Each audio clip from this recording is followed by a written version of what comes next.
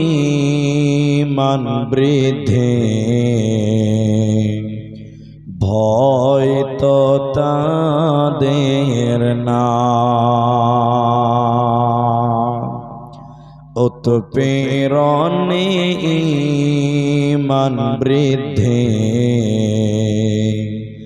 ভয় তো তাদের না। মক্কায় এলো জুলুমের ঢেউ,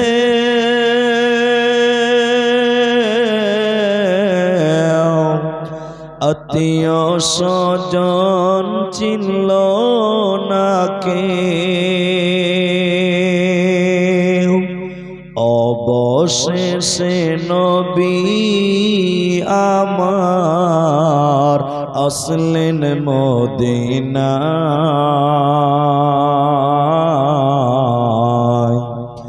উৎপীড়নে ঈমান বৃদ্ধি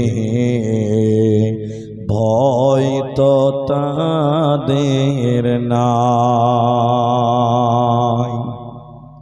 উৎপীড়নে ঈমান বৃদ্ধি ভয় তো তাদের নাই। আম্মার ইয়াসির সুমাইয়ার কথা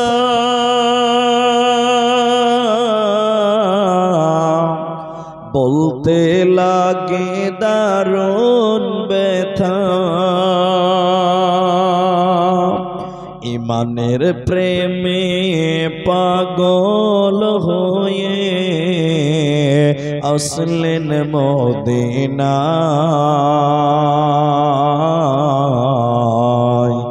উৎপীড়নে ঈমান বৃদ্ধি ভয় তো তাদের নাই। উৎপীড়নে ঈমান বৃদ্ধি ভয় তো তাদের নাই।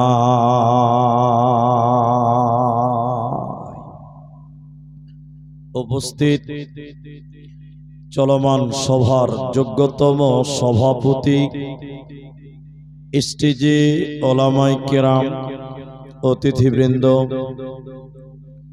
সামনে বসে থাকা দিনদার ইমানদার মুমিন ভাই সকল, দোয়ার কান্টারি মুরব্বী সমাজ, স্নেহের কচি কাঁচা, পর্দার অন্তরালে বসে থাকা মুমিনা সলেহা মা ও বোনেরা, প্রাণ প্রিয় রাজারাম চক গাজল মালদাবাসী, প্রশংসা সেই মহান মনিবের দরবারে যিনি আমাদেরকে এক কবরস্থান কেন্দ্রিক আয়োজিত মাহফিলে বসিয়ে কোরআন এবং হাদিসের কথা বলার এবং আপনাদের শ্রবণ করার যিনি তৌফিক ইনায়াত করেছেন, সেই মহান মনিবের দরবারে শুকরিয়া জ্ঞাপন করি। আমরা সকলেই একবার বলি আলহামদুলিল্লাহ। দরুদ ও সালাম বর্ষিত হোক সরকারে কায়নাত তাজদারে মাদানী নবী কুল শিরোমণি ইমামুল আম্বিয়া, নবী মক্কি, নবী মাদানী, নবী আহমদ, নবী মুহাম্মদুর রাসূলুল্লাহ सल्लल्लाहु अलैहि वसल्लम। मोहतरम भाइयों, अजीजों, नौजवान साथियों, कुरानुल करीम सूरा जिलजल थेके 3टी आयात एवं हादीसे नबवी थेके एकटी मात्र हादीसेर टुकरो पाठ करेছি। उल्लेखित आयात एवं हादीसके केंद्रबिंदुर मध्य रेखे আজকে আপনাদের সামনে একটি বিষয়ের উপরে কিছু কথা বলবো, যদি আল্লাহ তৌফিক দেন তো। আলাইহি তাওয়াক্কালতু ওয়া ইলাইহি উনীব। তবে স্টেজে আসার পর আমি আরো একটি দায়িত্ব পেয়েছি, যেটা কবরস্থানের জালসা, মানুষদেরকে বুঝাবেন এবং কবরস্থানের জন্য মুমিন মুসলমানদের কাছে কিছু আর্থিক সাহায্য চাইবেন।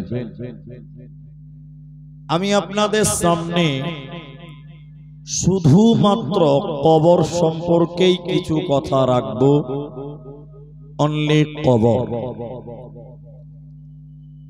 আমরা মনে করি মানুষ মারা গেল মানে মানুষের জীবন শেষ, ওর ঝামেলা শেষ, এটা আমরা মনে করি। কিন্তু মৃত্যু মানে শেষ নয়, বরং মৃত্যু মানে আরেক ধাপ শুরু। মৃত্যু মানে শেষ নয়, বরং মৃত্যু দিয়েই আখিরাত শুরু। এই মরার পর সর্বপ্রথম বান্দাকে আখিরাতের প্রথম মঞ্জিলে রাখা হয়, যেই মঞ্জিলটির নাম হলো কবর। বরজাখ, বরজাখি জিন্দেগি, কবরের জিন্দেগি। সেখান থেকেই মানুষের পরকাল আরম্ভ হয়। লোকটা যদি ভালো হয়, কবর থেকেই তার রেজাল্ট ভালো হবে, তার প্রাইজ ভালো হবে। লোক যদি খারাপ হয়, কবর থেকেই তার বদাঞ্জাম আসবে, খারাপ আঞ্জাম আসবে, খারাপ রেজাল্ট হবে, শাস্তি হবে, আযাব হবে। আমরা এমন একটি বিষয় নিয়ে আলোচনা করতে যাচ্ছি, যে জায়গাতে সবাইকে যেতে হবে, চাই কুখ্যাত হও, চাই বিখ্যাত হও, চাই ধনী হও, চাই গরিব হও, একদিন তোমাকে কবরে যেতেই হবে। কবর ধনী চিনে না, কবর গরিব চিনে না, কবর তোমাকে একদিন গ্রহণ করবেই করবে। কবরের কাছ থেকে বাঁচার মতন ক্ষমতা পৃথিবীর কাউরি হবে না। এখন অনেকেই প্রশ্ন করতে পারেন, যে লোকটাকে সমুদ্রের তিমি মাছে গিলে খেয়ে নিল, হাঙরে গিলে খেয়ে নিল, ওই লোকের কবর কোনটা? যদি মনে করেন যে মৌলানা সুন্দরবন ঘুরতে গিয়েছিল, আমার গ্রামের একটা ছেলে, ওকে বাঘে খেয়ে নিয়েছে, ওকে কোনো জানাজা পড়তে পারেনি বা কবর দিতে পারেনি, কাফন পড়াতে পারেনি, ওর কবর কোনটা? ইসলামিক বিদ্বানগণ বলেন, গবেষকগণ বলেন, দার্শনিকগণ বলেন, কবর একটা ঘর নয়, বরং কবর একটা সময়ের নাম। মৃত্যুর পর থেকে কিয়ামতের দিন পর্যন্ত এই দীর্ঘ টাইম তুমি যেখানেই থাকো না কেন, ওটাই হলো তোমার বারজাখি জিন্দেগি, ওটাই তোমার কবরের জিন্দেগি। অতএব হিন্দু হও তাও তোমার বারজাখি জিন্দেগির আযাব হবে, মুসলিম হও তাও তোমার আত্মার সওয়াল হবে, তোমার আযাব হবে, তোমার আরাম হবে। অতএব কবরের জিন্দেগি থেকে পালাবার মতন ক্ষমতা আমাদের পৃথিবীর কাউরি হবে না। এই জন্য রাসূলুল্লাহ বলেছেন, পৃথিবীর লোক শুনে নাও, আখিরাতের প্রথম মঞ্জিল হলো কবর। যে কবরে বেঁচে যায় সব জায়গায় বেঁচে যাবে, আর যে লোকটা কবরে বাঁচতে পারবে না, ও কোনো জায়গাতে বাঁচতে পারবে না। অতএব কবরে বাঁচার জন্য দুনিয়া থেকেই তোমরা প্রিপারেশন নিয়ে নাও, প্রস্তুতি নিয়ে নাও, কারণ কবরে যদি নাকাম হয়ে যান আর জান্নাত লাভ করা যাবে না। চলুন সেই কবরে আছে কি, সেই কবরে বলে কি, সেই কবরে প্রশ্ন কি, একটু একটু করে আপনাদের সামনে আগিয়ে নিয়ে যায়। নবীজি বললেন, শোনো, ইযা উযিয়াল মাইয়িতু ফিল কবরে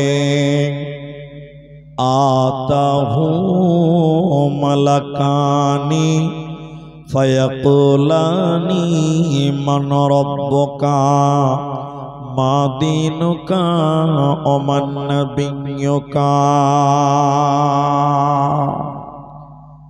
नबीजी बोलेन शोनो, যখন কোন মাইয়াতকে কবরে দাফন করা হয়, যখন কোন মানুষকে কবরে সমাধি করা হয়, আতাহু মালাকানি, ওই কবরে দুইজন ফেরেশতা আছে।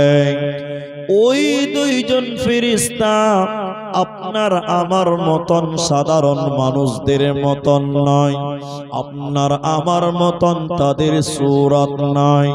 তাদের চোখ নীল জল জল জল জল করে জ্বলবে, তাদের শরীরের রং হাড়ির কালির চাইতেও কালো, কালো নীল চক্ষু বিশিষ্ট দুইজন ফেরেশতা কবরে এসে দুইজন একসঙ্গে মাইয়াতকে বলে, যে কবরে আছে তাকে উঠিয়ে বলে, ফায়াকুলানি, তুমি বলো, মান রব্বুকা মা দীনুকা ওমান নবিয়ুকা, বলো তোমার রব কে, বলো তোমার দিন কে, বলো তোমার নবী কে। তিনটি প্রশ্ন প্রথমে করবে। যে ব্যক্তিটা এই তিনটি প্রশ্নের উত্তর দিতে পেরে যাবে ও সব জায়গায় বেঁচে যাবে, আর যে ব্যক্তিটা এই তিনটি প্রশ্নের উত্তর দিতে পারবে না ও কোনো জায়গাতেও বাঁচতেও পারবে না।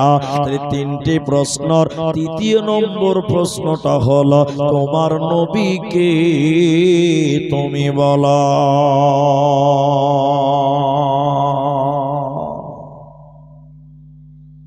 নবীর প্রশ্নটা করা হবে কবরে, বারবার প্রশ্নটা আসবে কবরে। রাসূলের জিজ্ঞাসাটা বারংবার করবেন ফেরেশতারা, বারবার নবী সম্পর্কে সওয়াল করবেন, নবী সম্পর্কে জিজ্ঞাসা করবেন। যেমন হাদিসের রাবী হযরতে আনাস রাদিয়াল্লাহু তাআলা আনহু, যখন কোন মুমিন মুসলমানকে কবরে দাফন করা হয়, সমাধি করা হয়, যখন লোকেরা চলে আসতে থাকে, দুইজন ফেরেশতা এসে ওই মুমিনকে উঠিয়ে বসান। হাদিসের ভিতরে আছে, ওই মুমিন লোক আমাদের পায়ের আওয়াজ শুনতে পায়। দুইজন ফেরেশতা এসে বলে, বিশ্ব নবীর ছবি দেখায়, রাসূলের ছবি দেখিয়ে বলেন, মান হাজার রাজুলুন, এই ব্যক্তিটা কে তুমি বলো। হে আল্লাহর বান্দা, নবীজির ছবি দেখিয়ে বলেন, ইনি কে তুমি বলো, ইনি কে, ইনার পরিচয় তুমি বলো। ইমানদার লোক তখন বলে, আমি সাক্ষ্য দিচ্ছি ইনি হলেন আল্লাহর বান্দা এবং তার প্রিয় নবী, নবী মুহাম্মদুর রাসূলুল্লাহ সাল্লাল্লাহু আলাইহি ওয়াসাল্লাম। ফেরেশতারা বলে, শুনো, এরে আল্লাহর বান্দা, দেখো জাহান্নাম কেমন দাও দাও করে জ্বলছে, দেখো জাহান্নাম কেমন ভয়ঙ্কর দাও দাও করে জ্বলছে। জাহান্নামের চিত্রটা মুমিনকে দেখানো হবে, মুহূর্তে জাহান্নাম পরিবর্তন করা হবে, জাহান্নামকে চেঞ্জ করে জান্নাত নিয়ে আনা হবে। জান্নাত যখন দেখবে, ফেরেশতারা বলবে, আল্লাহর বান্দা শুনে নাও, তোমার জন্য জাহান্নাম ছিল, যখন তুমি রাসূলের প্রশ্নের উত্তর দিতে পেরেছ, নবীজির পরিচয় যখন তুমি দিয়েছ, আল্লাহ তোমার জাহান্নাম পরিবর্তন করে তোমার জন্য আল্লাহ জান্নাতে রেখেছে। তোমাকে জাহান্নাম যেতে হবে না, হবে না, হবে না। বলে একজন মুমিনকে, একজন ঈমানদারকে কবরের আযাব সম্পর্কে, কবরে নবী সম্পর্কে, রাসূল সম্পর্কে জিজ্ঞাসা করবে। অতএব মুমিন রে, দুনিয়াতে রাসূলের মহব্বত তুমি দিলে নিয়ে এসো, রাসূলের সুন্নতকে তুমি বাস্তবায়ন করো, নচিত কবরে রাসূলের জবাব দিতে পারবে না, পারবে না।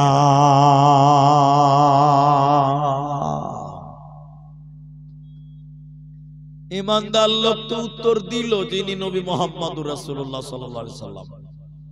কিন্তু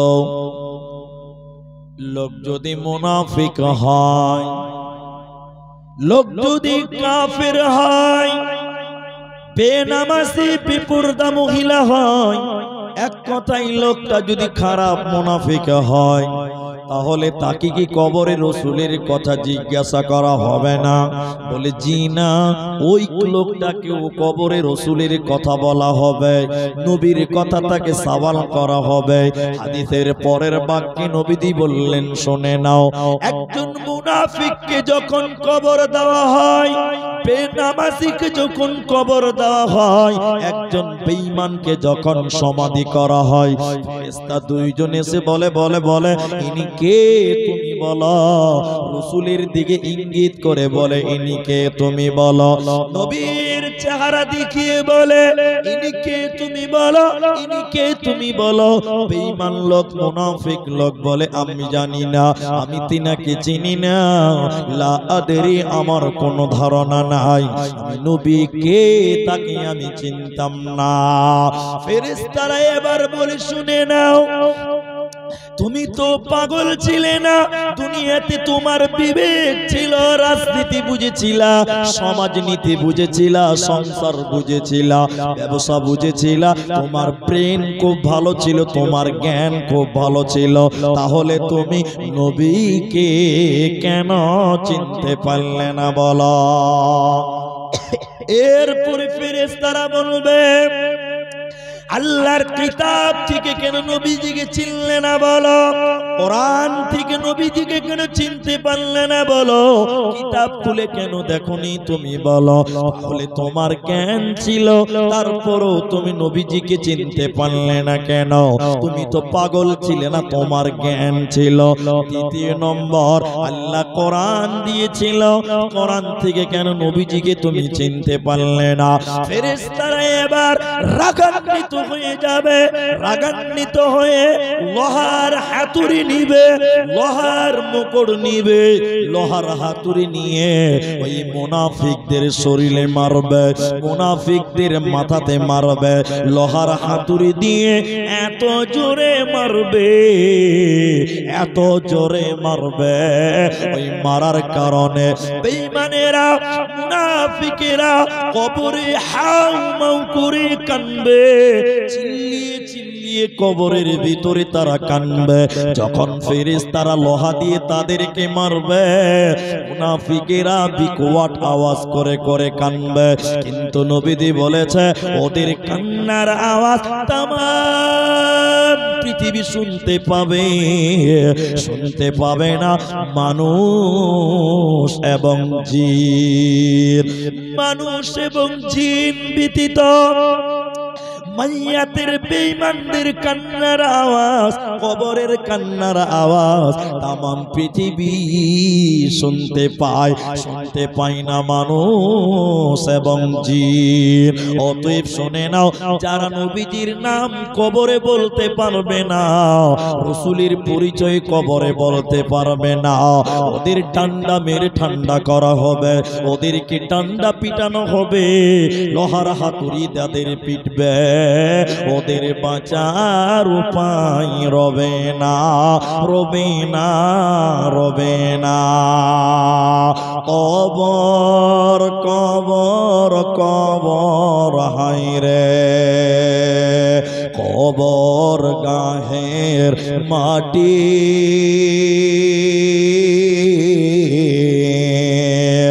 দুনিয়ার সব মায়ার পেছনে তোমারে জেনেছি খাটি। কবর কবর কবর হায়রে কবর গাহের খাট, না জানি কখন আসিয়া যাবে হায় সেই অজানা দেশের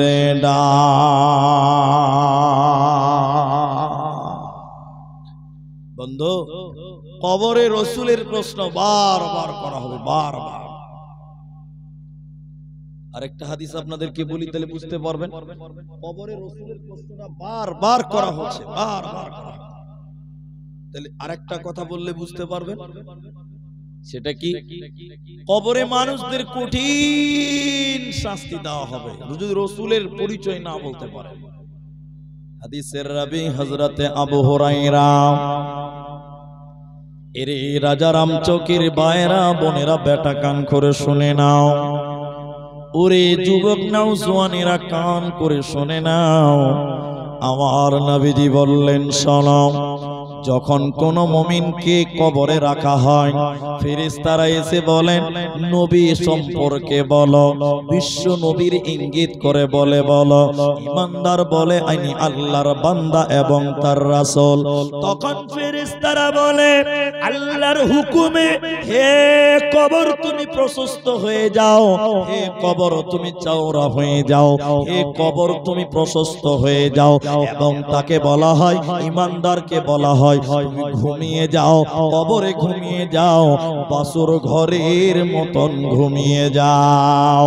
কবরটা কতটা চওড়া হবে? আল্লাহর হুকুমে ঈমানদারের কবরটা 70 হাত প্রশস্ত হয়ে যায়, 70 হাত চওড়া হয়ে যায়। মনে হবে তার কবরটা একটা বিরাট বড় মহল, এটা কবরটা বিরাট বড় একটা ঘর, তার কবরটা একটা বিরাট বড় বিল্ডিং এর মতন হয়ে যায়।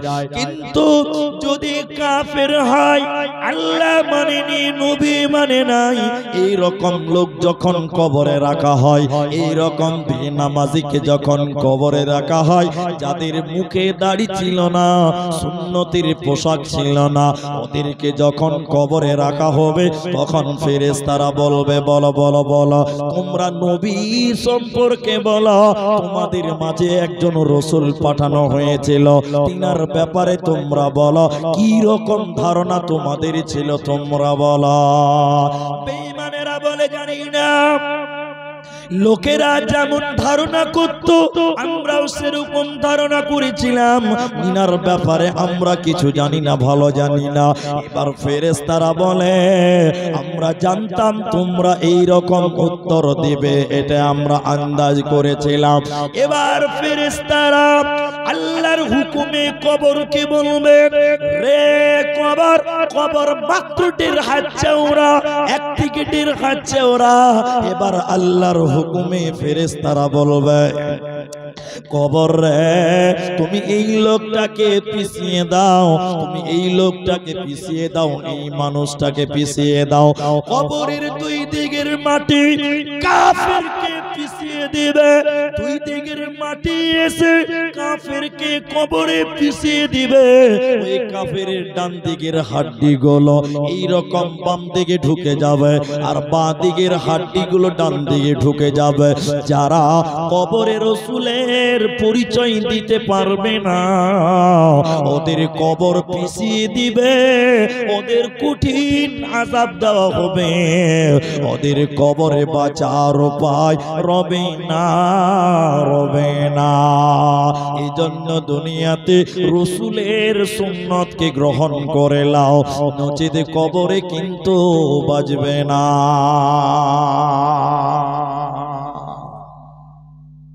এখন এখানে যতগুলি মানুষ আছে, যদি এখন একটু চিরুনি তল্লাশি করা হয়, চিরুনি তল্লাশি এটা কেমন? এখন যদি আপনাদেরকে বলি একটু হাত তুলেন কে কে রাসূলকে মহব্বত করেন, তো যে লোকগুলো নামাজ পড়ে না ওরা 4 হাত তুলবে, ওরা বেশি মহব্বত করে। ওটা আমরা দেখেছি। নামাজ নাই, রসুলের আদর্শ নেই, রসুলের সুন্নত নেই, টাকনুর নিচে পায়জামা, মুখে তার দাড়ি নেই, ওরাই দেখবেন নবীর জন্মদিনে কেক কেটে পালন করে। ঠিক বললাম না? নাই বলে? যারা রসুলের সুন্নত টোটালি মানে না, ওরাই রসুলের বড় আশেক দাবি করে আজকে। ঠিক বললাম না? নাই ভাই, এটাই বাস্তবতা।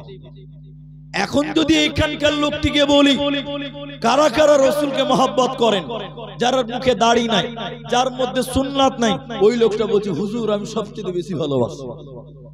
কিন্তু বলেন খালি মুখে দাবি করবেন রসুলকে ভালোবাসি, আর চেহারাতে নিজের জীবনে নিজের জিন্দেগিতে রসুলের আদর্শ নাই, এই ভালোবাসা দিয়ে কোনো লাভ হবে? সবাই বলে না। নিজের জীবনে রসুলের আদর্শ, রসুলের মতবাদ, রসুলের মহব্বত, রসুলের সুন্নত গুলো কায়েম করেন, তাহলে কবরে বাঁচবেন। নচেত আল্লাহ যখন বলবেন ফেরেশতার মাধ্যমে, ওমান নবিয়্যু, রাজারাম চকের ভাইরা তোমার নবীকে দাড়ি চেচে ক্রিম পালিশ হয়ে কবরে রেখেছে, যখন বলবে তোমার নবীকে, সেদিন তোমার মুখ দেখেই বুঝে নিবে তোমার দ্বারা জবাব সঠিক আসবে না। শুনেলেন? কবরে আযাব হয়, বিভিন্ন কারণে কবরে আযাব হয়। একটু ধৈর্য ধরেন, একটু অপেক্ষা করেন, আযাবগুলো একটা একটা বলি। নবীজি একদিন নাজ্জার গোত্রের কোন এক খেজুর বাগান দিয়ে যাচ্ছিল, যেতে যেতে 5টা কিংবা 6টা কবর দেখতে পেল। ওই কবরগুলো দেখে রসুলের গাধাটা লাফাতে লাগলো, রসুলের গাধাটা লাফাতে লাগলো। এত জোরে লাফাতে লাগলেন, নবীজি মনে করলেন গাধা মনে হয় আমাকে তার পিঠ থেকে নামিয়ে দেবে। আমি নবী নেমে দেখলাম ওই জায়গায় 5টা 6টা কবর রয়েছে। আমি সেখানকার লোকদেরকে বললাম, বলো এগুলো কবর কাদের? এরা কারা? কেমন মানুষ ছিল তারা? ইমানদার না বেঈমান ছিল? আল্লাহ ওয়ালা ছিল না মুশরিক ছিল? বলো। সেখানকার লোকেরা বলতে লাগলো, ইয়া রাসূলুল্লাহ, এরা সবাই মুশরিক অবস্থায় মারা গেছে, এরা সবাই কাফের অবস্থায় মারা গেছে, এরা কেউ ইমানদার ছিল না। নবীজি বলতে লাগলেন, শুনে নাও, কবরে মানুষদের কঠিন আযাব দেওয়া হয়। আমি নবী আল্লাহ আমাকে জানাই, তোমাদেরকে জানাই না, মানুষদেরকে কঠিন আযাব কবরের ভিতরে দেওয়া হয়, মানুষদের কঠিন পরীক্ষা নেওয়া হয়। আমার মনে হয়, নবীজি বলছেন, আমার মাঝে মধ্যে মনে হয় আমি আল্লাহর কাছে দোয়া করে দিই, রব্বুল আলামিন তুমি আমার উম্মতকে কবরের আযাবটা শুনিয়ে দাও, তুমি আমার উম্মতকে কবরের আযাবটা শুনিয়ে দাও। কিন্তু আমি ভয় পাই, কিন্তু আমি ভয় করছি দোয়া করার জন্য। বলে কেন কেন কেন? নবীজি বললেন, শুনে নাও, মানুষ যদি কবরের আযাব শুনতে পায়, লোকেরা যদি কবরের আযাব শুনতে পায়, কেউ তার নিজের মাকে কবরে দাফন করবে না। মানুষ যদি কবরের আযাব শুনতে পেত, তাহলে কেউ তার নিজের বাবাকে কবর দিত না, কেউ তার মাকে কবর দিত না। ভয়ে মানুষেরা কবর দেওয়া ছেড়ে দিত। এরই কারণে আমি আল্লাহর কাছে দোয়া করছি না, নচেত আমি আল্লাহকে বলে দিতাম, আল্লাহ তাবারাক ওয়া তাআলা আমার উম্মতকে কবরের আযাব শুনিয়ে দাও। এরপরে নবীজি বললেন, এই এই তোমরা দোয়া করো। রাসূলুল্লাহ বললেন, হে লোক সকল, তোমরা দোয়া করো। কিসের দোয়া? আল্লাহ যেন তোমাদের কবরের আযাব থেকে মুক্তি দেয়। সাহাবীরা দোয়া বলছেন, আল্লাহ গো তুমি আমাদের কবরের আযাব থেকে মুক্তি দাও। আবার দোয়া করতে বললেন, তোমরা আল্লাহর কাছে দোয়া করো আল্লাহ যেন তোমাদের জাহান্নাম থেকে মুক্তি দেয়। সাহাবীরা দোয়া করতে লাগলেন, আল্লাহ তুমি আমাদের জাহান্নামের আযাব থেকে নাজাত দাও। আবার দোয়া করতে বললেন, তোমরা আল্লাহর কাছে দোয়া করো আল্লাহ যেন দাজ্জালের ফিতনা থেকে তোমাদের রক্ষা করে। সাহাবীরা দোয়া করতে লাগলেন, আল্লাহ তুমি কবরের আযাব থেকে মুক্তি দাও, আল্লাহ জাহান্নাম থেকে মুক্তি দাও, আল্লাহ দাজ্জাল থেকে মুক্তি দাও। কারণ এই তিনটি ফিতনা মানুষকে বরবাদ করে দেয়। অতএব কবরে মানুষকে কঠিন পরীক্ষা দিতে হবে, আর ওই পরীক্ষায় যদি পাস না করা যায় কোনো উপায় রবে না, জাহান্নাম চলে যেতে হবে। এখনো তো মেট্রিক পরীক্ষা দেয় মানুষেরা, এখনো তো মাধ্যমিক পরীক্ষা দেয়, আপনাদের দিকেও দেয়। মাধ্যমিক পরীক্ষাতে যেগুলো কোশ্চিন হয় পরীক্ষার আগে কাউকে দেখাবে? রাহানা বলে না কাউকে দেখাবে না। যদি মাধ্যমিকের কোশ্চিন গুলো পরীক্ষার 10 দিন আগে কাউকে দেখিয়ে দেন, একদম ফার্স্ট ডিভিশনে পাস করবে, করবে না? করবে। এই জন্য পরীক্ষার আগে কাউকে দেখাই না, পরীক্ষার হলে কোশ্চিন দেওয়া হয়। কিন্তু আপনারা যারা আছেন একটু কথা বলেন, কোন ছেলে যদি 2026 সালে মাধ্যমিক পরীক্ষা দিয়ে ফেল করে যায়, ও 27 সালে আবার পরীক্ষা দিতে পাবে। কি বলছেন, পাবে কি পাবে না? হ্যাঁ পাবে। 27 সালে যদি ছেলেটা ফেল করে যায়, 28 সালে আবার পরীক্ষা দিতে পাবে। হ্যাঁ না নাই বলেন? পাবে। কিন্তু শুনেলেন মাধ্যমিকের প্রশ্নগুলো গোপন রাখা হয়, একবার ফেল করলে বারবার সুযোগ থাকে। কিন্তু এতগুলো মানুষ আপনারা বলেন কবরের প্রশ্নগুলো নবীজি গোপন রেখেছে না প্রকাশ করেছে? বলেন প্রকাশ করে দিয়েছে। কিন্তু বলেন কেউ যদি কবরে একবার গিয়ে বলে আল্লাহ এবার পারলাম না, আবার সুযোগ দাও, আর একবার এসে উত্তর দিব, পাবে? ধরে বলেন পাবে? কবরের প্রশ্নগুলো দেখিয়ে দেওয়া হয়েছে, জানিয়ে দেওয়া হয়েছে, এক চান্সে তোমাকে পাস করতে হবে, দ্বিতীয় চান্স কবরে দেওয়া হবে না।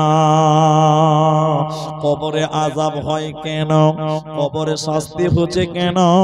দুইটি কারণের কথা নবীজি বলেছেন, শোনেন।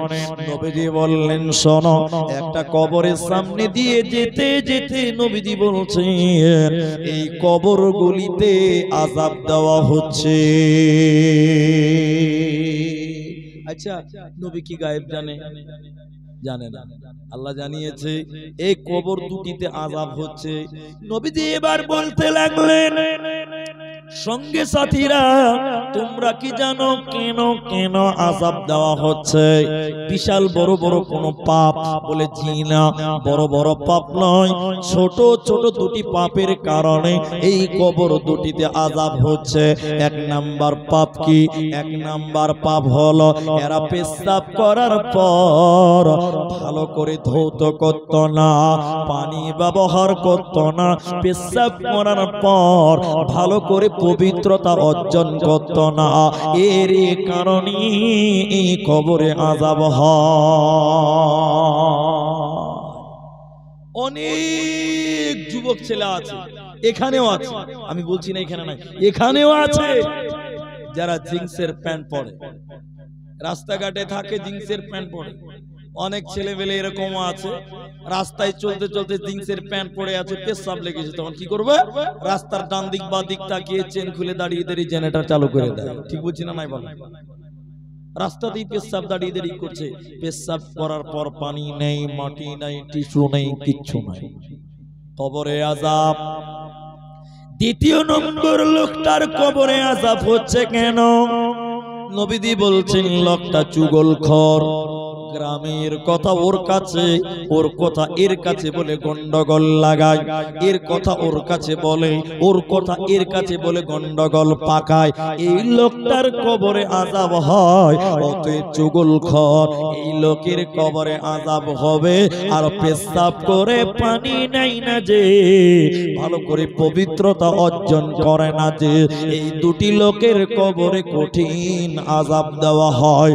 অতএব এই দুই পাপ থেকে মুসলমান বেঁচে থাকো, নচেৎ তোমাদের কবরে আল্লাহ আযাব দেবে, বাঁচার উপায় রবে না। এবার চলেন বাঁচবেন কি করে, কবরের আযাব থেকে বাঁচবেন কি করে।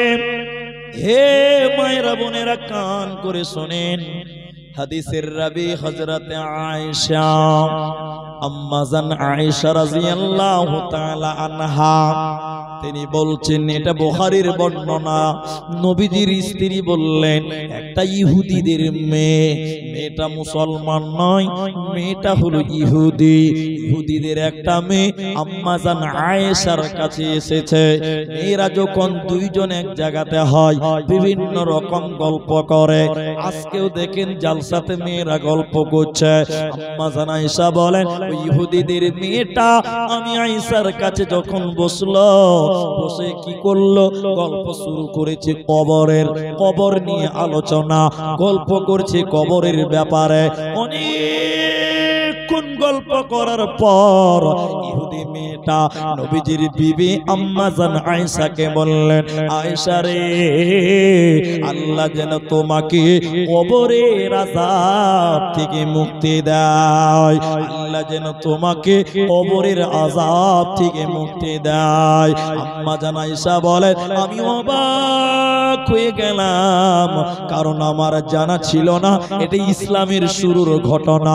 আম্মা জান আয়েশা বলেন, আমার জানা ছিল না যে কবরের ভিতরে আযাব হয়, কবরের শাস্তি হয়, এটা আমার জানা ছিল না।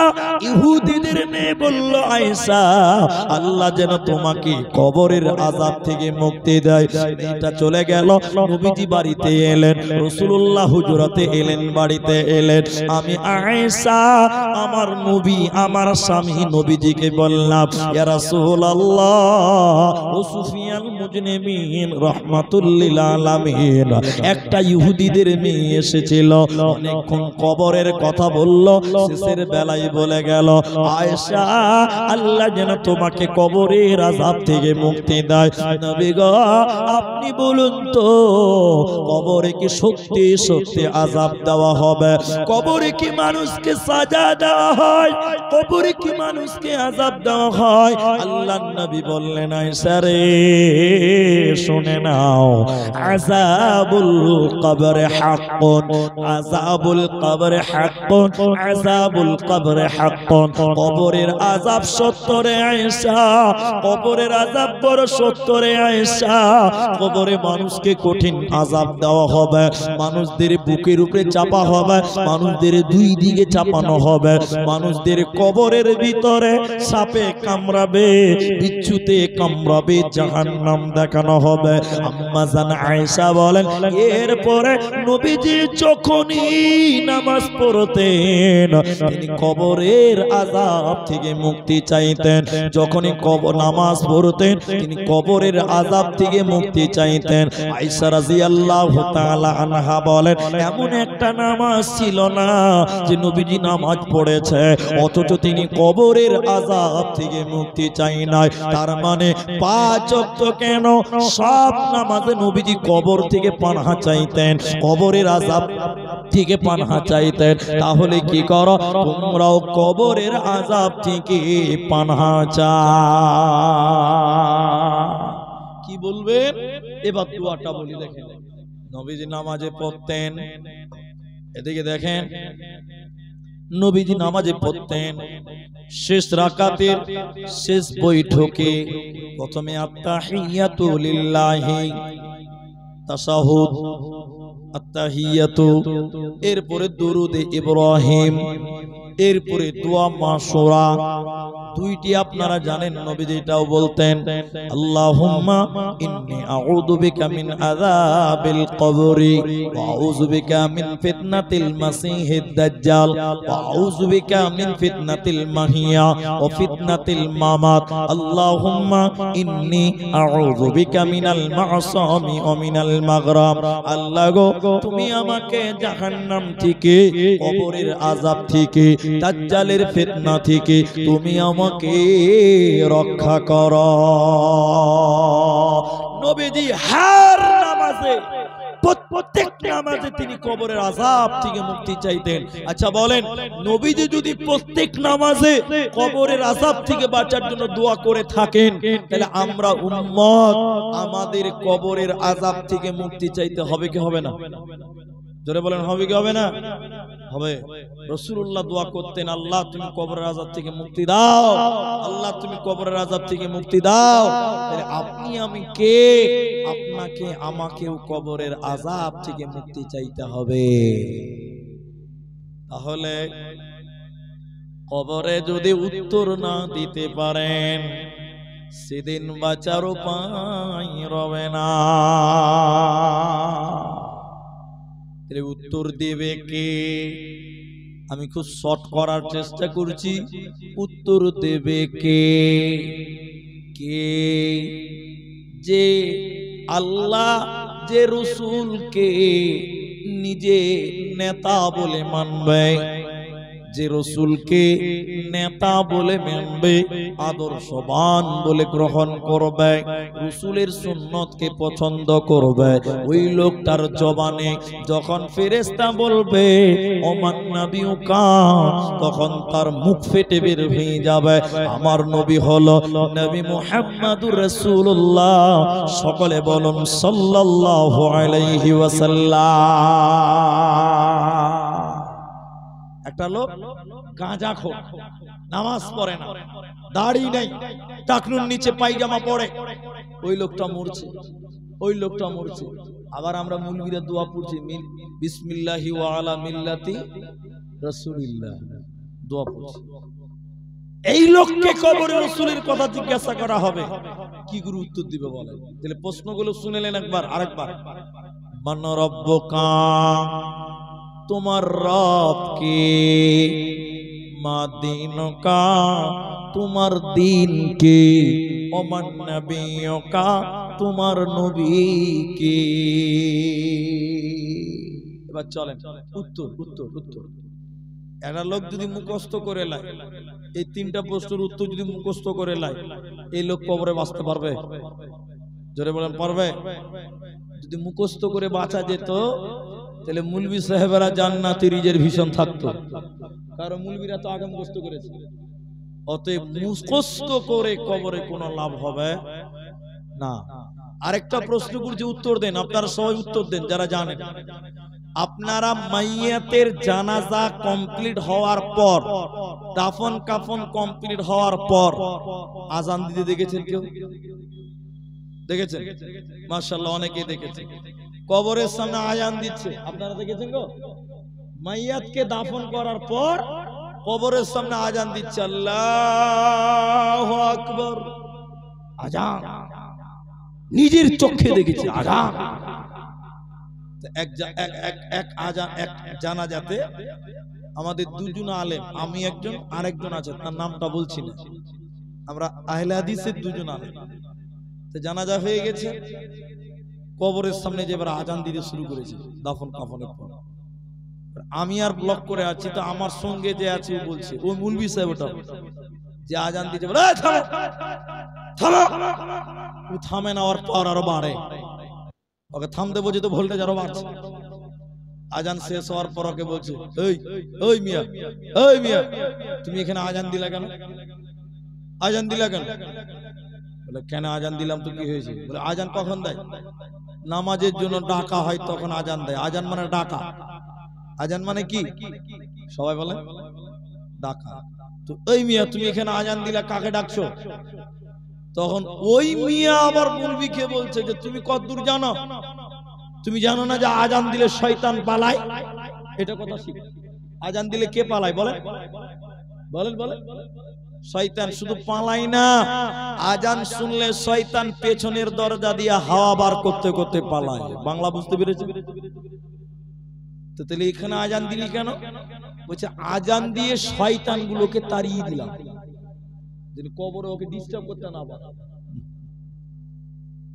ওই কবর যখন লাশটাকে রাখছে তখন একটা বিরাট বড় মুলবি পাগড়ি পড়ে আছে, একটা কাগজ আর কলম নিয়ে শুরু করলো, মান রব্বুকা, উত্তর লিখলো রব্বি আল্লাহ। মা দীনুকা, উত্তর লিখলো দীনুল ইসলাম। ওমান নবিয়ুকা, উত্তর লিখেছে নবী মুহাম্মদুর রাসূলুল্লাহ। এই তিনটা প্রশ্নের উত্তর লিখে কবরে যখন মাইয়াতকে রাখছে তখন এই কাগজটা ওই মাইয়াতের হাতে এরকম ভরে রেখে দিয়েছে।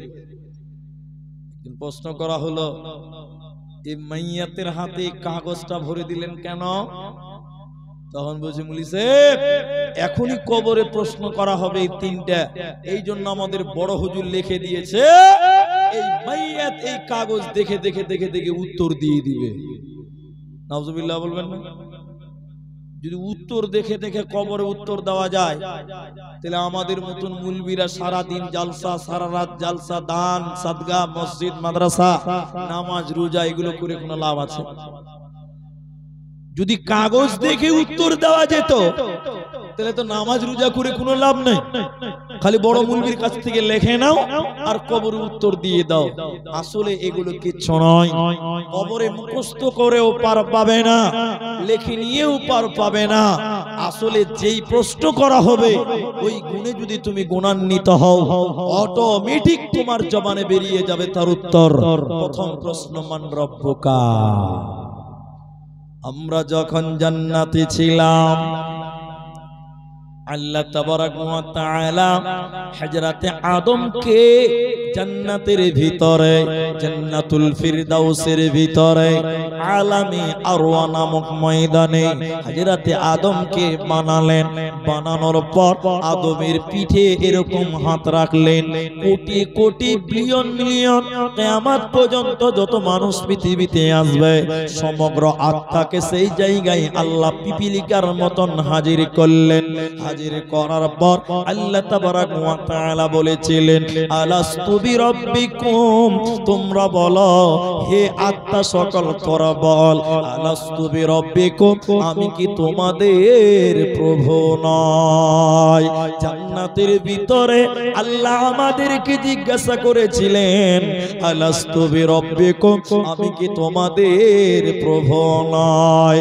সেদিন আমরা সবাই বলেছিলাম আলু বালা, অবশ্যই অবশ্যই আপনি আমাদের রব, অবশ্যই অবশ্যই আপনি আমাদের আল্লাহ।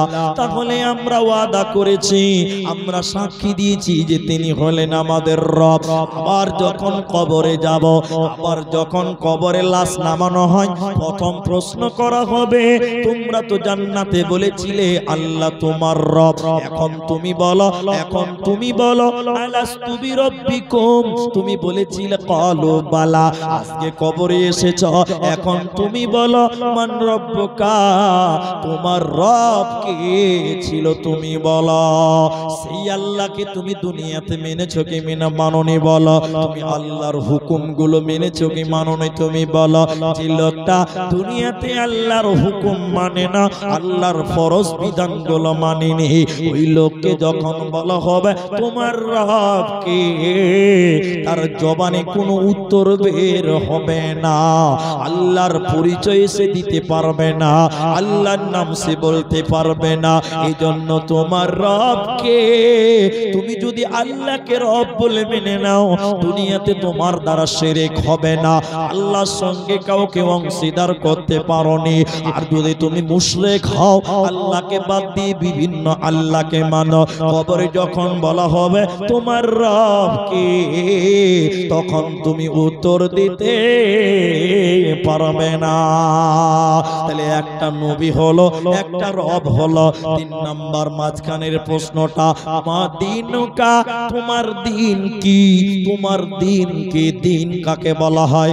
আল্লাহ কোরআনে বলেছেন ইন্নাদ-দীনা ইনদাল্লাহিল ইসলাম, আল্লাহর কাছে একমাত্র মনোনীত নির্বাচিত দ্বীনের নাম হলো দ্বীনুল ইসলাম। এবার ইসলাম কাকে বলা হয়? 1 মিনিটও লাগবে না। আপনি আমাকে বলছেন শরবত দেন, আমি বললাম শরবত বুঝি না, শরবত কাকে বলে জানি না। তখন বললেন চিনি আর পানি, পানি আর চিনি দিয়ে হয় শরবত। ইসলাম কাকে বলা হয়? আল্লাহর হুকুমকে রাসূলের তরিকায় মানার নাম, আল্লাহর হুকুমকে রাসূলের পদ্ধতিতে মানার নাম হলো দ্বীনুল ইসলাম। যারা আল্লাহর হুকুমগুলো নবীজির মতন করে মানার চেষ্টা করে এরা যেন ইসলামকে মানার চেষ্টা করলো। আর যারা আল্লাহর হুকুমকে রাসূলের পদ্ধতিতে মানে না, এটা ইসলামের সৌন্দর্য হতে পারে না, পারে না, পারে না। অতএব 3টি প্রশ্ন কবরে করা হয়, এই কবরে তোমাকে যেতে হবে, উত্তরগুলো দুনিয়া থেকে রেডি করে না। ভাইয়া অনেক কথা ছাড়তে ছাড়তে ছাড়তে ছাড়তে এই পর্যন্ত এলাম। রাসূলুল্লাহ একটা মাত্র হাদিস বলবো, বেশি নয়, একটাই হাদিস বলছি। রাসূলুল্লাহ একদিন আনসার কোন ব্যক্তির জানাজায় গেলেন। জানাজায় যে জানাজা হয়েছে, কবর খোঁড়া হয়নি।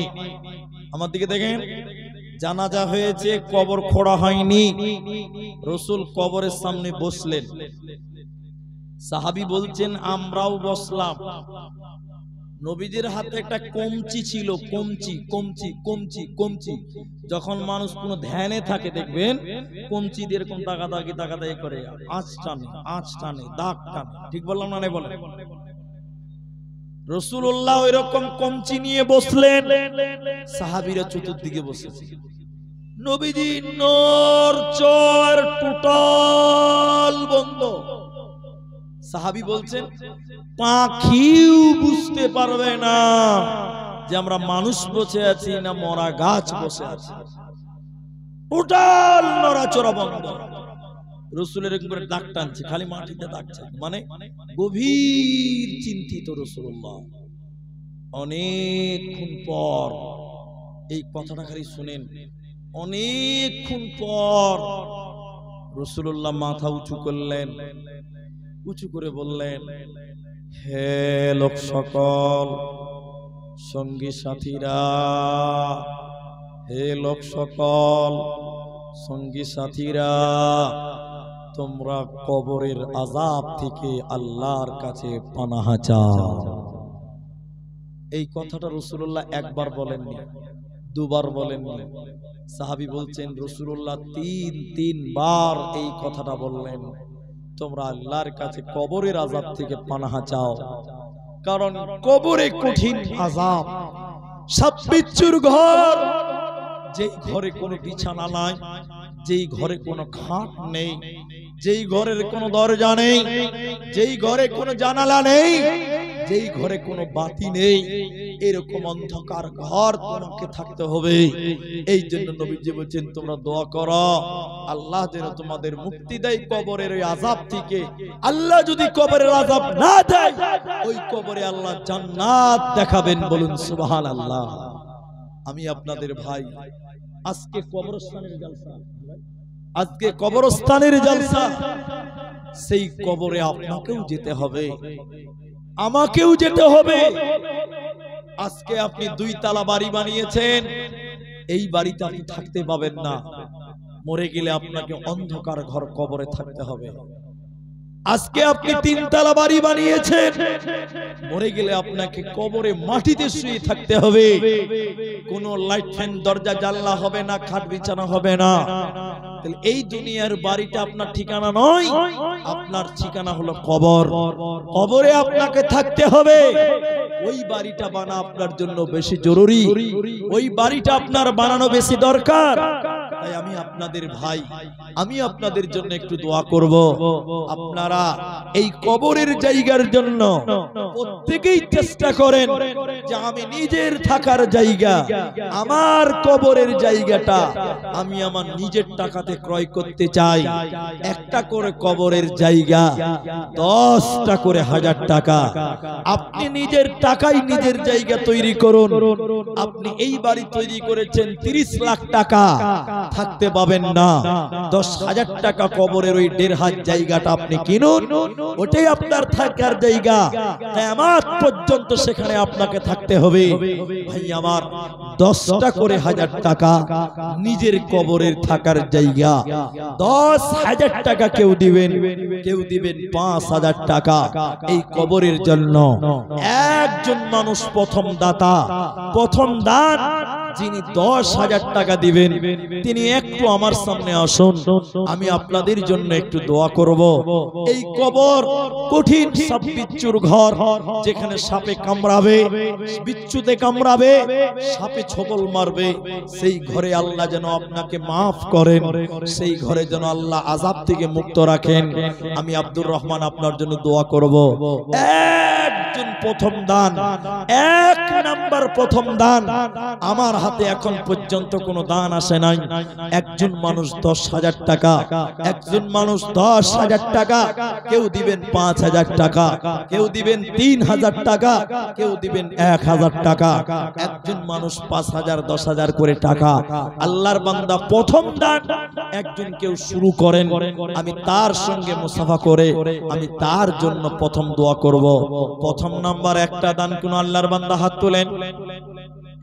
একজন প্রথম নাম্বার এই কবরের জায়গার জন্য। এটা আপনার বাড়ি, যেখানে আপনাকে যেতে হবে, আপনার ছেলে মেয়ে যাবে, আপনার নাতিপুতা যাবে, এই জায়গাটার বড়ই প্রয়োজন। ভাই আমার, একটু দয়া করে আপনারা দানের সিলসিলাটা জারি করুন। আপনার দেখে 10 জন আসবে, আপনি বেশি নেকি পাবেন, কারণ আপনাকে দেখে ভালো কাজ শুরু করেছে। অতএব আপনি 1000 টাকা পারেন, 5,000 টাকা পারেন, 10,000 টাকা পারেন, আপনি সাদিকুল মাশাআল্লাহ, যাও, জাযাকাল্লাহ, বারাকাল্লাহ, বিরাট ভলেন্টিয়ার সাদিকুল দিয়েছে আল্লাহ 10 টাকা। বলুন ভাইজান, কোন আল্লাহর বান্দা, আপনাদের মতন অনেক মানুষ যার জ্ঞান কম, যিনি অসুস্থ মানুষ, তিনি 10টা টাকা এনে হাজির করতে পেরেছে। আমরা সবল, আমাদের শরীর স্বাস্থ্য ভালো, ভাইজান 1000 টাকা, 2000, 5000 করে টাকা কবরস্থানের জন্য চাইলাম। এতগুলো মানুষের ভিতরে একটা মানুষ কেউ নাই যিনি 1000টা টাকা কমসে কম দিয়ে শুরু করবেন, যে আমি একটা ভালো কাজ শুরু করলাম। আল্লাহু আকবার। আমি প্রথম দোয়াটা, আমি আপনার জন্য প্রথম দোয়াটা করতাম এতগুলো মানুষের ভিতরে। মাশাআল্লাহ, জাযাকাল্লাহ। দেখেন একজন ব্যক্তি 100 টাকা দিলেন। ভাইজান, আমি আপনাদের 100 টাকাটাও কম নয়, অনেক টাকা। যার নাই সে বুঝে কত জ্বালা। অতএব আপনারা আসুন, আপনাদের দানগুলো দেন। এই কবরস্থানের জন্য আপনাদের কাছে চাইছি, আপনার জন্য একটু দোয়া করে নামবো।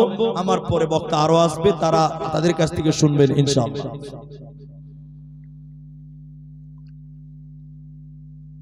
আলহামদুলিল্লাহ। তাহলে একজন ব্যক্তি দিলেন 100 টাকা, আরেকজন দিলেন 10 টাকা। ভাইজান, এতগুলো মানুষ, যে মানুষগুলো মেলাতে এত ভিড় করলেন, এই ডেলিগেটে এত ভিড় করলেন, আপনাদের পকেটে 500 টাকাও কি নেই? আপনি কি সেই কবরে যাবেন না যে কবরের জন্য সহযোগিতা চাওয়া হচ্ছে? আল্লাহু আকবার। কবরে আপনাকে ছাড়বে না, কবরে আপনাকে যেতেই হবে। তাই আপনারা নিজের বিবেচনায় নিজের দানগুলো পৌঁছাবেন। আমি একটা বড় দান চেয়েছি, হয় 5,000 না হলে 10,000 টাকা। একজন ব্যক্তি দিলেন 500 টাকা। আল্লাহুম্মা আমিন, আল্লাহুম্মা সাল্লি আলাইহি, আল্লাহুম্মা বারিক আলাইহি, জাযাকাল্লাহ, বারাকাল্লাহ। আরেকটা ছেলে 100 টাকা দিল, আরেক ছেলে 50 টাকা দান কবুল করো বাক সুবহান। কেউ 200 টাকা, কেউ 50 টাকা, কেউ 20 টাকা দান। আল্লাহুম্মা আমিন, আল্লাহুম্মা সাল্লি আলাইহি, আল্লাহুম্মা বারিক আলাইহি। ভাইজান, দানগুলো একটু বড় করার চেষ্টা করেন। অনেক টাকার খরচ আছে, 100 200 করে অনেকেই দিলেন। আলহামদুলিল্লাহ। ভাই মুসাফা করো, কি নাম? বেনামিতে একজন 1000 টাকা। মাশাআল্লাহ। 500 টাকা। বাড়ি কোথায় আপনার? অনেক অন্য গ্রামে। 500 টাকা দিলেন। আল্লাহু আকবার।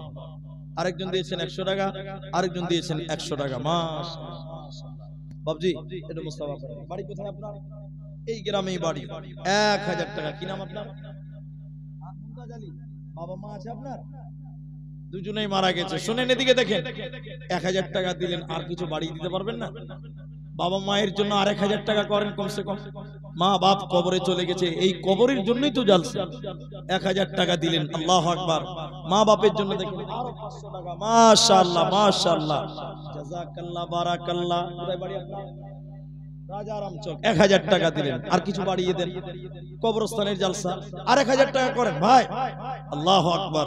1000 টাকা দিলেন, আরেকজন দিলেন 250 টাকা। জাযাকাল্লাহ বারাকাল্লাহ। কেউ 1500 দিল, কেউ 1000 দান, তার সঙ্গে কেউ আরো 100 দান। মিলিয়া ঝুলিয়া দেখো কত দান দিল। ইহকাল পরকাল করো তাদের ভালো। আল্লাহুম্মা সাল্লি আলাইহিম, আল্লাহুম্মা বারিক আলাইহিম। কোথায় বাড়ি? আচ্ছা, অন্য গ্রাম থেকে। আল্লাহ গো 200 টাকা দান, আল্লাহ কবুল করো বাক সুবহান। আরেকজন 100 টাকা দিল, দান কবুল করো বাক সুবহান। আল্লাহুম্মা সাল্লি আলাই, আল্লাহুম্মা বারিক আলাই, জাযাকাল্লাহ হাইয়াকাল্লাহ বারাকাল্লাহ। আমিন আমিন। ভাই আর 2000 টাকা দিলেন একজন। আবার দেখেন 1000 টাকার মতন আছে, যে প্রায় 1000 টাকা মেয়েদের ভিতর থেকে দিয়েছেন। মাশাআল্লাহ। আচ্ছা নানা, বাড়ি কোথায়? খানপুর, মানে ওই পারে খানপুর গ্রামে। দেখেন আমার এক নানা দিনী দিয়েছেন 200 টাকা। জাযাকাল্লাহ বারাকাল্লাহ হাইয়াকাল্লাহ। আল্লাহুম্মা সাল্লি আলাই, আল্লাহুম্মা বারিক আলাই। আমিন আমিন আমিন। ভাই 5000 টাকা কমসে কম একটা। এই এলাকার অনেক মানুষ বিদেশে ঠিকাদারি করে, কন্ট্রাক্টরি করে, টাওয়ারের কাজে যায়। আমি জানি, আমি এই গ্রামে এর আগেও একবার এসেছিলাম। আপনারা কমসে কম 5000 টাকা একজন। আল্লাহু আকবার। একজন মুরব্বি বাবজি, কেউ নেই বাড়িতে। ও কেহুনিয়া বাড়ি, গ্রামের নাম কেহুনিয়া। ও লাভার দিকে বাড়ি। 50 টাকা দিয়েছেন। মাশাআল্লাহ। আর 100 টাকা দান। আর একটা ছোট ছেলে দিল 500 টাকা দান। কবুল করো বাক সুবহান। দিব কত? এদানিকে দিও বল্লা তোমার মন মত। ও গো আল্লাহ দয়াময় দয়া প্রকাশিয়া এদানির দান লাও কবুল করিয়া। আমিন আমিন আমিন। আরো 300 টাকা নাম বলিল না। বাবজি বাড়ি কত? এখান থেকে পালিয়ে চলে গেছেন। তো যাই হোক, 500 টাকা দিয়েছেন, গ্রামের মায়া আছে, মহব্বত আছে বলেই দিয়েছেন। তা আরেক খানটা দিলে 1000 টাকা হয়ে যাবে। আর 500 টাকা করতেন। আলহামদুলিল্লাহ। দেখেন বয়স হয়ে গেছে, মনটা অনেক বড়। 500 দিয়েছিল, আর 500 চেয়েছি, তো 1000 টাকা করে দিল, আর 10 টাকা তাহলে 1010 টাকা দান হবে। দেখতে ভালো লাগবে, বলতেও ভালো লাগবে। মাশাআল্লাহ মাশাআল্লাহ। দেখেন মন কত বড়, যে যদি 1500 টাকা চাইতাম তাও দিয়ে দিত, তো ওটা চাওয়া যাবে না। তো 1005 টাকা, আবার 5 টাকা, দেখেন 15 টাকা হয়ে গেল। মাশাআল্লাহ জাযাকাল্লাহ। আল্লাহ তোমারও বান্দা দেখো 1015 টাকা দান কবুল করিয়ে নাও তুমি মেহেরবান। আমি আব্দুর রহমান আল্লাহ দোয়া করব কত, বিনিময় দিও প্রভু তোমার মন মত। আল্লাহুম্মা সাল্লি আলাইহিম, আল্লাহুম্মা বারিক আলাইহিম।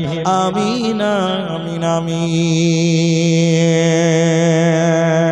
একলা মরণ, একলা জীবন, একলা থাকতে কিসের ভয়? এই দুনিয়ার মানুষগুলি কেউ তো কারো নয়। একলা জীবন, একলা মরণ, একলা চলতে কিসের ভয়? এই দুনিয়ার মানুষগুলি কেউ তো কারো নয় গো। দুনিয়ার মানুষগুলি কেউ তো কারো নয়। স্বার্থ ছাড়া কেউ চলে না, মনের দুঃখ কেউ বুঝে না। অন্যের দুঃখ দেখে আবার করে দুঃখের অভিনয়। এই দুনিয়ার মানুষগুলি কেউ তো কারো নয় গো। পৃথিবীর মানুষগুলি কেউ তো কারো নয়। আসুন, আপনারা আগে দান করেছেন, এখন তবু দান করেন দোয়া নেওয়ার জন্য। আমার এক বাপজি মুরব্বী মানুষ দেখেন 200 টাকা দিয়েছেন। রব্বুল আলামিন আল্লাহ তুমি তার দান কবুল করো। মাতা পিতা যারা কবরে চলে গেছে মাবুদ তুমি তাদের কবরের শাস্তি থেকে মার্জনা করো। আমিন আমিন আমিন। আসুন এতগুলো মানুষ,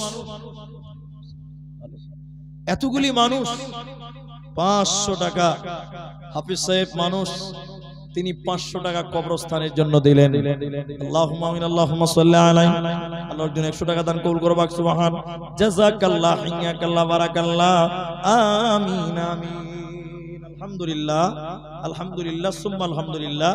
300 টাকা ভাইজান আরেকজন দিলেন 100 টাকা। জি জাযাকাল্লাহ বারাকাল্লাহ। আপনারা উঠিয়েন না, গুছিয়ে বসেন। এদিকে একটা রোগ আছে যে দানের কথা বললেই মানুষরা উঠতে শুরু করে। আমার পরেও বক্তা আছে মাশাআল্লাহ মাশাআল্লাহ। এদিকে আছে কি নাম ভাই? পাতিকোলা থেকে 500 টাকা মাশাআল্লাহ। ভাই যদি আপনাদের 5000 টাকা কমসে কম একজন চাইছিলাম, এটা অবাক হয়ে গেলাম। এত বড় গ্রাম, নাম করা গ্রাম রাজারাম চক, যে গ্রামে 5,000 টাকা দেওয়ার মতন আমি একজন যুবক, একজন কোনো ব্যবসায়িক, একজন কোনো ঠিকাদার কেউ পেলাম না যিনি 5,000 টাকা দিবেন, এরকম আমি একজনকেও পেলাম না। এটা বড় আফসোসের বিষয়। অনেক মানুষ পারবেন 5,000 টাকা দিতে, কিন্তু আপনারা উঠছেন না, আল্লাহর রাস্তায় আসেন। মেয়েদের জন্য হয়ে গেল সব, ছেলের জন্য দোয়া চেয়েছেন, 200 টাকা দিয়েছেন, কেউ দিয়েছেন 100 টাকা, কেউ দিয়েছেন 500 টাকা। যারা আমরা সাদা মাঠা বাঙালি মানুষ, গরিব মানুষ, আপনাদের কাছে অনুরোধ করব, যদি আপনারা বড় দান না করতে পারেন, অন্তত 1000 টাকা করে, অন্তত 1000 টাকা করে 5 জন মানুষ উঠে দাঁড়ান, যে একটা একটা করে আমরা 5 জন মিলে 5000 পূর্ণ করলাম। 1000 করে 5টা লোক মিলে বলেন যে 5 জন মিলে 5000 হলো। একটা করে 1000 টাকা যারা দেবেন একটু জলদি করে উঠেন। 1000 টাকা কবরস্থানের জন্য, যেখানে আপনাকে যেতে হবে কোনো উপায় নাই, যেখানে সবাইকে যেতে হবে কোনো উপায় নাই। তাই 1000টা টাকা এখন পারলে এখন দেন, না পারলে পরে দেন। যদি মনে করেন ফোন পেতে দিব সেটাও ব্যবস্থা হবে। এখন সব জালসাতে ফোন পে ইউজ হয়, অতএব অনলাইনেও আপনারা ট্রানজাকশন করতে পারবেন। আর একটা করে 1000 টাকা 5 জন ব্যক্তি। দেখি 1 নাম্বার কেউ শুরু করেন তো, একটা 1000 টাকা কবরস্থানের জন্য দেবেন। এরকম মনোবল যার আছে তিনি আছেন। 1000টা টাকা কি মূল্য আছে গো? চলে যাবেন, মরে যাবেন, সব পড়ে থাকবে কবরে খালি হাতে। মাশাআল্লাহ। আমার এক বাপজি তিনি দেখেন 1 নাম্বার 1000 টাকা, এর আগেও দিয়েছে কয়েকজন, কিন্তু আমি যখন 5 জন চাইছি তার একজন হয়ে গেল। 1 নাম্বারে দেখো 1000 দান কবুল করিয়া নাও তুমি রহমান, ও গো বাড়ি দয়াময় তুমি রব্বানা, মিটাইয়া দাও তিনার মনের বাসনা, বাসনা কামনা তুমি পূরণ করিবে, জান্নাতের ভিতরে ঘর বানাবে। আল্লাহুম্মা সাল্লি আলাইহি আল্লাহুম্মা বারিক আলাইহি।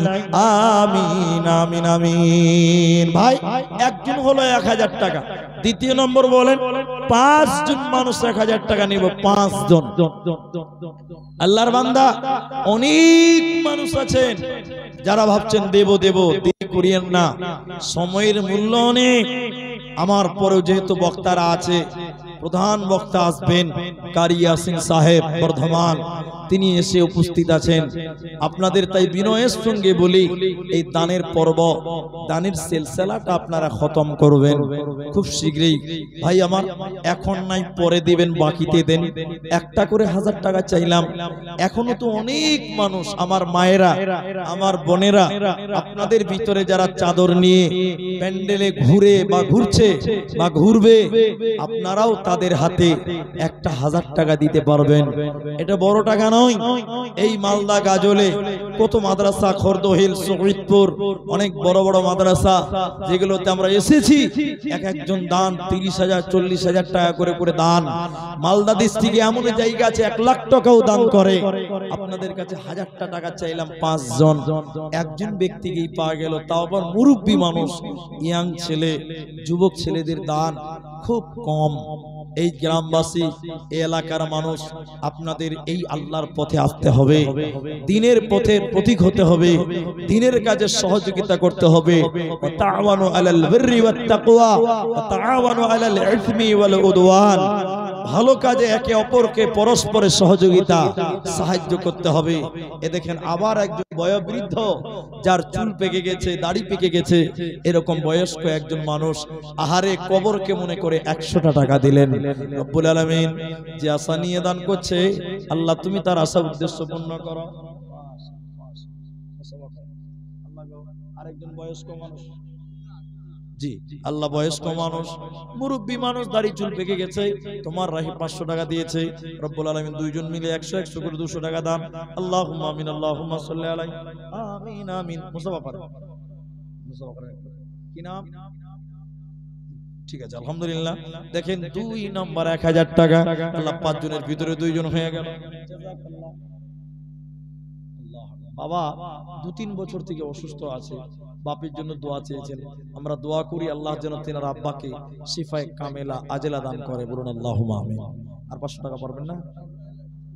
আর 500 টাকা দিয়ে দেবে, একটু লিখে দেন তাহলে। জি আলহামদুলিল্লাহ 3 জন হয়ে গেল 1000 টাকা। মা ঠিক আছে ঠিক আছে আলহামদুলিল্লাহ। বাপের জন্য দোয়া চাইছেন, আল্লাহুম্মা যিবিল বাস রব্বান নাস ওয়াশফি আনতা শাফি লা শিফা ইল্লা শিফাউক শিফাআন লা ইউগাদিরু সাকামা। আল্লাহ বাপের জন্য 1000 টাকা দান করেছে, 500 নগদ 500 বাকিতে। আল্লাহ তুমি তার আব্বাকে দ্রুত শিফায়ে কামিলা আজলা দান করো। আল্লাহ তুমি ডাক্তার সার্জন দেন। আল্লাহ কেউ 100 টাকা, কেউ 200 টাকা, কেউ 50 টাকা করে দিয়েছেন। আমিন আমিন আমিন আমিন। জীবনকে খুঁজে ফেরো না, মৃত্যুর দুয়ারে দাঁড়িয়ে। জীবনকে খুঁজে ফেরো না, মৃত্যুর দুয়ারে দাঁড়িয়ে। সেই তো বিজয়ী যে ভীতি ভুলে মৃত্যুকে কাছে তুলে জড়িয়ে। মৃত্যুর দুয়ারে দাঁড়িয়ে জীবনকে খুঁজে ফেরো না, মৃত্যুর দুয়ারে দাঁড়িয়ে। 3 জনে 1000 টাকা হয়েছে, 3 জন, আর 2 জন লাগবে 1000 টাকা। আমি 5 জন চেয়েছি, আলহামদুলিল্লাহ মাশাআল্লাহ জাযাকাল্লাহ। জি 2 জনা দিয়েছি, আলহামদুলিল্লাহ আলহামদুলিল্লাহ, নারে তাকবীর, মাশাআল্লাহ। জি ওর মনে জোশ আছে। জি তো যাই হোক, 3 জন দিলেন 1000 টাকা, আমি 5 জন চাইলাম, আর 3 জন 2 জন 100 করে দিয়েছে। ভাই আমার আর 2 জন লোক পাওয়া যাবে না যে একটা করে 1000 টাকা কবরস্থানের জন্য দেবেন?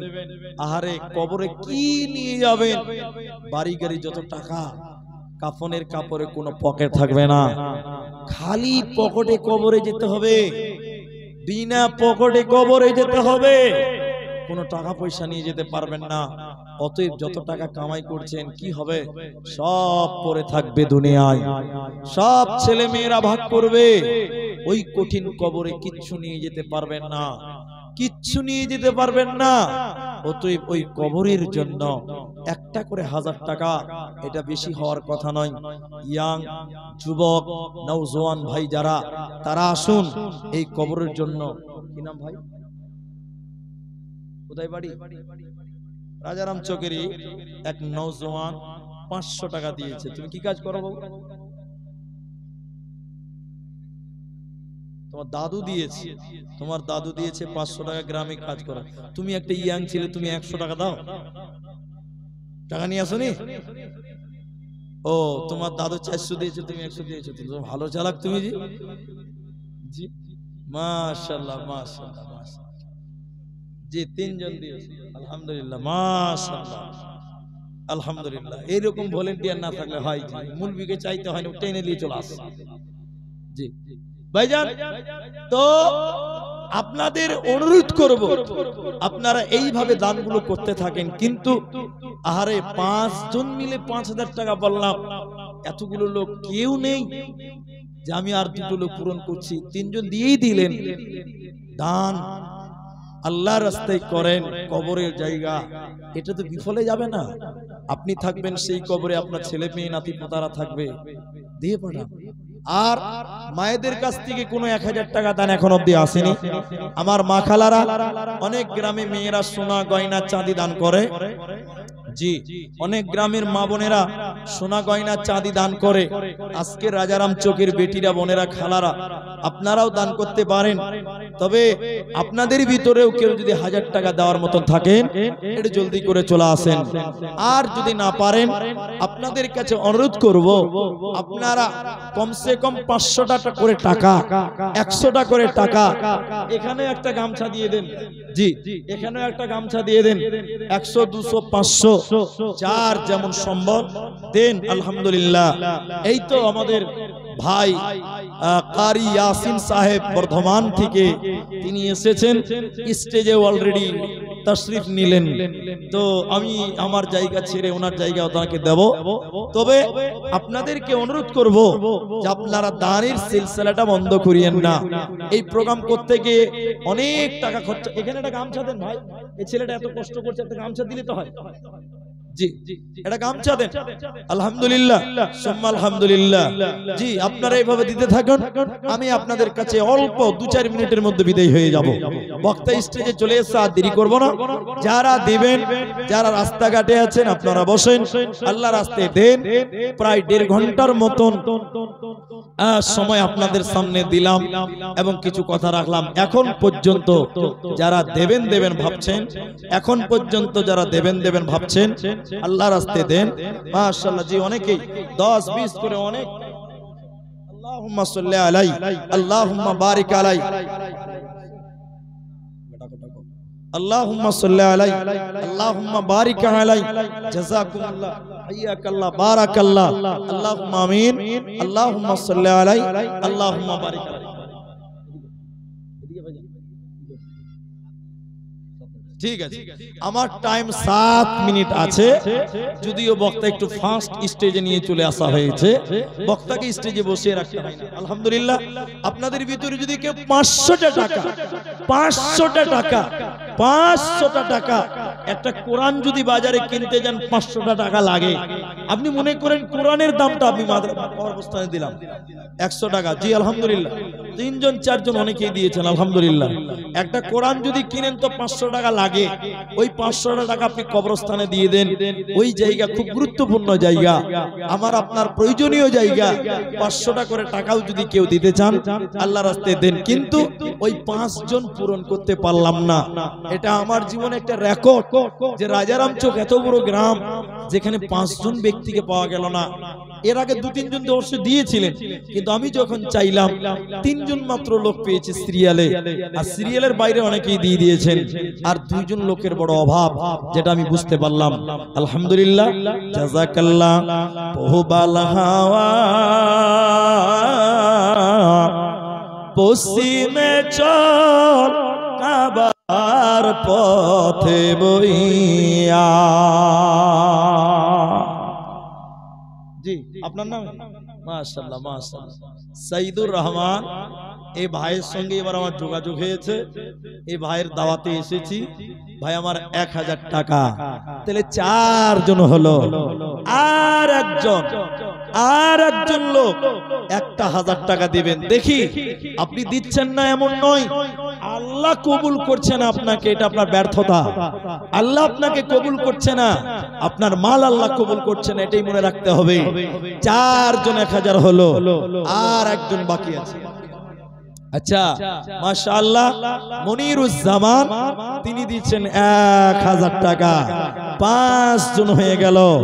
মাশাআল্লাহ। মা বোনেরা, আপনাদের কাছ থেকে 1000 টাকায় একজন শুনতে পেলাম না।